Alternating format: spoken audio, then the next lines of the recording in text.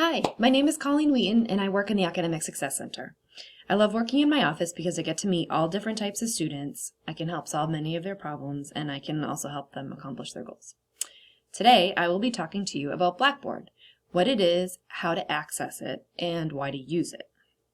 Worcester State University uses Blackboard, which is an online portal where you can see information about your courses, complete assignments, participate in online discussion boards, and view your grades. Now, I'm going to show you how to log in on my laptop. To access Blackboard, head to the Worcester State website, worcester.edu. Click My WSU. Here's where you'll have access to the My WSU portal, Worcester State email, Blackboard, and Web Advisor. Click on Blackboard and use your Worcester State credentials to log in.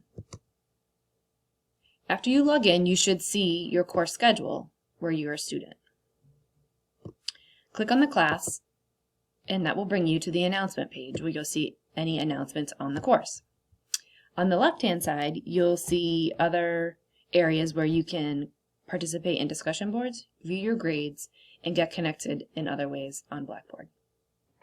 When you click each of your classes, you can almost always find some basic course information, including a syllabus. A syllabus is a roadmap of the course, which includes all course policies and expectations, required course textbooks and other materials, an outline of assignments and when they're due.